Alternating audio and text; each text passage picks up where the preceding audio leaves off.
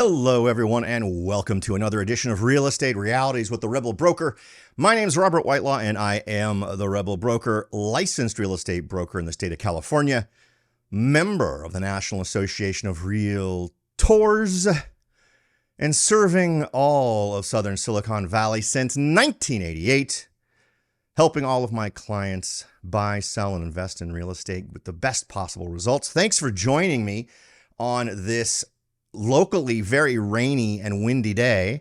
I hope that all of you in Morgan Hill and other areas that are experiencing flooding are being careful. Please watch out for your own safety. There have been tons of alerts that have gone out here in the local community. If you are a local South Valley resident, be aware that you can get sandbags at the El Toro fire station right here in Morgan Hill. So feel free to take advantage of that if you need to. In addition to your safety, water is terrible for houses. Nothing does more damage to a house, aside maybe from fire, than water in terms of the invisible problems it can cause inside walls. If water starts getting in there, mold, all kinds of horrible things can happen. So defending your home from water should be your top priority. I'm having to wrestle with that myself, as I have a room that is currently seeing some water intrusion that I'm trying to deal with. Unfortunately, it's also my office, which is why for some of you, you may have noticed the angle that I'm recording is a little differently because I've had to move everything away from the wet wall. Anyway, so let's go ahead and jump in and discuss today's topic. And you know, the last show was about lies in the business and how to identify them and navigate them and prevent yourself from being hurt by them. I wanted to go with another one, another interesting thing that tends to happen a lot in real estate, and that is battling ego in a real estate transaction. Now, I am one who likes to try and steer away from the emotional side. Granted, there's always going to be much more emotion involved in a personal single-family residential home that you are buying or selling that is yours, that you live in, right? There are many different considerations when compared to someone who's buying a property as an investment, where really it just comes down to the math if you're doing it as an investment. But sadly, in an awful lot of instances, I find that egos end up playing into an awful lot of what goes on. And what's interesting is, while every once in a while, it's the person on the other side, in terms of the buyer or seller themselves, that might have an ego investment, or maybe instead of saying ego, a little pride that's in the mix. I tend to find I need to deal more with this when I'm dealing with other real estate agents rather than sellers themselves or buyers themselves. A side effect of this business, and I do not understand why, is you end up with a much more of an investment of ego. The agent that can stay focused on the prize, on the goal of getting what their client needs, is often so inextricably linked with their ego that it can become an obstacle to actually getting where everyone wants to go, as opposed to their actual job of making sure things go smoothly and we come to a equitable conclusion or a fully agreed upon conclusion that everyone, once it's over, has gotten what they wanted out of the deal. So I thought I'd jump in and offer some suggestions. Now, this is a conversation you may never even have to have with your agent, but I think it is a good one to bring up as you're talking to agents that you want to hire to help work with you in your goals towards reaching your real estate empire or finding that personal residence or whatever it is you're after. Ask them, because one of the skills that is the least dominant in the real estate world, which is a bit of a surprise, is negotiation skills. I find that it's very much just read the form, read the contract kind of stuff. And so much of what makes a contract get accepted or not accepted is the less tangible items that are mentioned in a specific contract. It's all about sometimes the interactions and how people feel about it, which is in some ways unfortunate. But if you are a negotiator, you know that is exactly where you want to be, because you can make that work to your advantage. As an agent who has done that, I actually love it when I start to detect any kind of an emotional sway one direction or another from the other side, because then I know exactly what buttons I need to push, what I need to do in order to give my client's offer or my seller the upper hand in making the negotiations conclude in a way that's more beneficial for my folks. So let's take step number one. Step number one is, when faced with this emotional ego, pride element, the best thing is to remain calm. Do not respond with your own ego or your own emotion or your own pride. to this situation. Because what does that gain you? What do you win from that scenario? It's not going to gain you anything. So there's really no upside to doing it. So first, keep the focus on the deal. And these are things that are going to mitigate a situation. Point number 6 is going to be my little secret sauce on how this doesn't need to be a negative. If you acknowledge it, if you embrace it, and if you use it, this can benefit you, even though it can be annoying. And it typically is going to be more annoying for your agent than it is for you, but it absolutely can be something that works to your advantage. So number 1, keep the focus on the deal.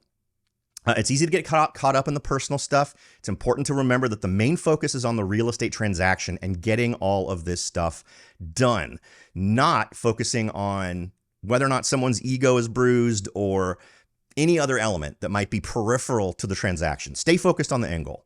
Second, be professional. And that's part of the don't invest your own emotional energy into whatever might being fed your direction. Next, find common ground, and that should be easy. We're all here because someone wants to sell a house and someone wants to buy a house or a piece of property, whatever it might be. Communicate openly and honestly.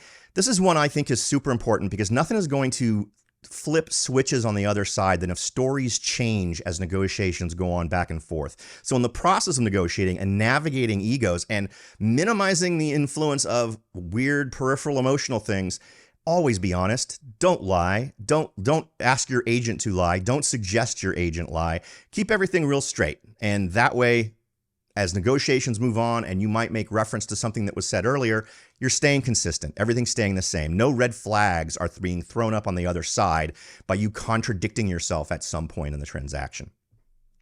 Next, if necessary, this is step 5, you can seek mediation or outside help if necessary. I am not a strong advocate of this one, at least not in a way that would involve the other side. If you're finding yourself at an impasse, talk to your broker as an agent, talk to your broker, have a conversation with your client, consult with one another. But as soon as you introduce a third party to the transaction where you're interacting between the buyers and the sellers, the fact that you've brought in another party implies a higher level of complication that oftentimes the other side will simply see as a headache they don't need. If you've already gotten to the point where everyone is committed and you feel like there have been breaches of contract, that's a completely different scenario, and third-party involvement is almost required because in the contract, third-party mitigation is part of a contract.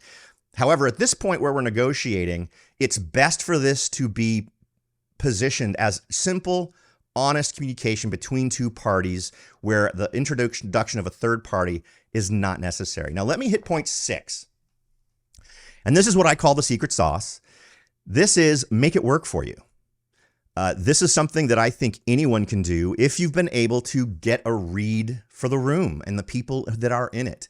If you'd identify the ego, and more times than not, the ego in the room is going to be the other agent, then that is actually a good thing. You can make that work for you. And it depends on how the ego is involved. But typically, what I find is that there are some agents out there that feel like if they are not perceived as in the driver's seat, that's when their ego can come in and cause issues. So identify the egos is the number one step and figure out which direction that they lean. All of the points we discussed so far will hopefully mediate any problems, but if they don't, this is the next thing that can probably get you somewhere. As a negotiating tool, you can pitch ideas, have conversations with, actually it's more likely going to be your agent, where you discuss with the other agent things that will solve problems, that get everyone where they want to go, but you do it in a way, in a conversational exchange, where you conversationally make it sound like it was the other agent's idea, that it was their suggestion. I have used this a bunch of times over the course of my career, where I'll be having a conversation with someone and, you know, it'll be, well, you know what, if we do this, and I think you actually made this suggestion a while ago, and I wasn't sure I was on board with it, but after I think about it a little more, I think it's a super smart idea you came up with to do this. And you'd be surprised how many times suddenly that agent goes from being confrontational about an issue to being on your side, and now they're pitching that idea as if it's their own to their seller or their buyer, whoever else is they're representing. So if you are able to remain detached, Just survey what's going on and determine what will feed the ego element of this other person in the room. Then you can get the results you're looking for.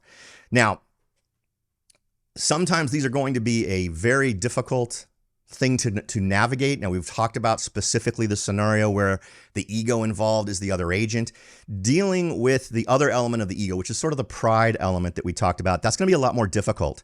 There are plenty of sellers out there, for instance, let's just use that as an example, that have a very specific opinion about their home. They love their home. They didn't live in it because they disliked it.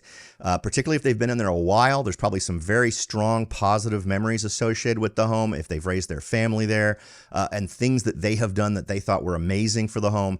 You can often find this as a emotional investment in the property that you as a buyer and buyer's agent need to negotiate carefully. Whenever you're trying to negotiate something, particularly and I've had situations where someone has done something specific from a decorative standpoint. I think one of the most dramatic examples is a home this is going back to the 90s, where someone had and this is before the movies, but had a very Lord of the Rings thing going on. They had a mural painted on the entry hall. As you walked into the entry hall, there was this sort of wizard elf thing painted on the wall with them fighting some creature up on a mountain. And then as you walked into the home, and the painting's fine, right? Paintings you can paint over. I'm going to only praise a painted wall, whether I like it or not, because painting is easy. However, what they had done was built a tree in the middle of the living room, which was supposed to be an emulation of the trees in an elven forest.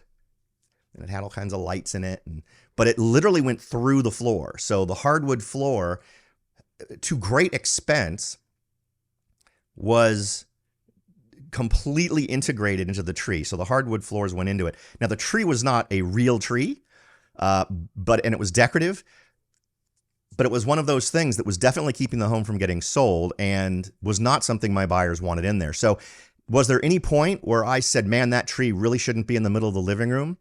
No, but there were points where I said, for the needs of my buyers, the tree is an issue because we've got small children or there are access issues that folks are concerned about. They kind of have a vision of their own for what they want to do in the home. So you want to mitigate the consideration of that decorative element without calling into question the style choices of that seller. Because again, you don't want emotion on the seller's part involved. If there's anybody you want not emotionally invested or more emotionally invested, it's your seller. Because I have seen sellers decide not to sell to someone because they didn't agree on something that related to the house. Another good example. And this one actually breaks my heart because I actually think that I was the listing agent on this one, and I think the seller had a very good point. And he made it one of the things he wanted me to pay attention when we sold the house. I had a seller who had a beautiful tree in his front yard. It had a very significant emotional element to him because it was something he had planted with his wife who had passed away from cancer. It was a cherry blossom tree. Unbelievably beautiful. But for those of you who've had cherry blossom trees, they take some care and feeding. They take some significant watering. And when they bloom, there is definitely a lot of gardening cleanup. And he had a guy who came in to do the work on his yard that specifically had knowledge about how to deal with that tree. And so part of my charter was to try to find someone who would love, respect, and maintain the tree. And unfortunately, that did not happen. We ended up finding a buyer who absolutely committed and expressed their love of the tree and how much they wanted to keep it going and hired the same groundskeeper to take care of the tree. Within a year, they'd killed it, which was horrible. My client had moved up to San Francisco, and I don't know if he ever saw that the tree was gone, but it actually, within a year and a half, that tree was gone. And it broke my heart. Because it was a beautiful tree, and it was a tree that and they ended up selling that house a few years later, a listing I turned down, by the way. Perhaps we can do another show on why I turned down a listing on a nearly $2 million home. But anyway, it was a terrible shame. It was a terrible shame. So anyway, I realized I kind of went off into the weeds on that one. But the point being that the emotional investment needs to be considered, not dismissed, but managed in a respectful way.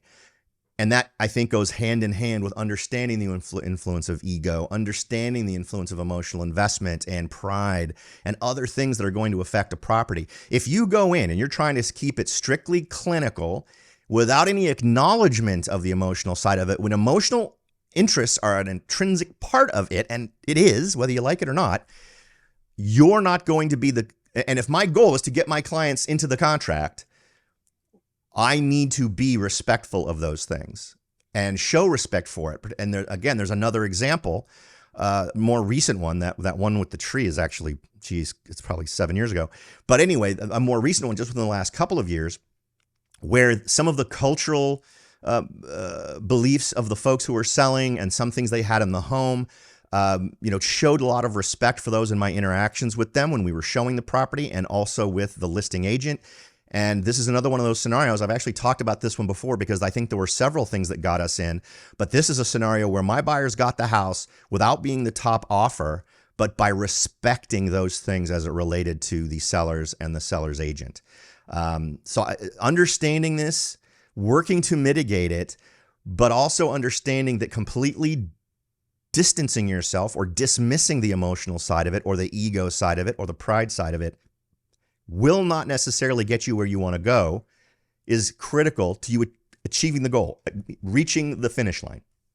So hopefully I've given you some good little tidbits you can use when discussing what you're trying to achieve with your agent and some questions that you can ask when you're interviewing your agents. Ask them, talk a little bit about your negotiation strategy. Let's talk about scenarios where the seller has a huge emotional investment or there's a large ego involved in the transaction. Tell me some of the things you do to navigate those things in a way that is going to give my offer or the interactions you have with buyers of my property give me the best probability of hitting the outcome that I desire. All right? As always, folks, the goal is to leave more information on the table than I take up in your time. I sure hope we have accomplished that. Now, if you'd like to reach out to me, you can find me at soldbyrobert.com. Check out the tools for getting an instant evaluation of your home or start your home search right there on the front page. There's also a cool little tool I just set up that's conversational. It actually will ask you if you're ready to get started with your real estate journey and then ask you a few questions to get you to it. It's supposed to be super sexy. I don't know if it is or not. I thought I'd give it a try. So it's right there at the top of the page at soldbyrobert.com. Go take a look at it. Tell me what you think. I'm just taking it for a test drive to see if people find it more engaging and easier to communicate in that way than with just a straight up boring form. So if you've got a few minutes, take a look at it. Tell me what you think. All right, folks. Thanks again for listening, and I look forward to seeing you next time.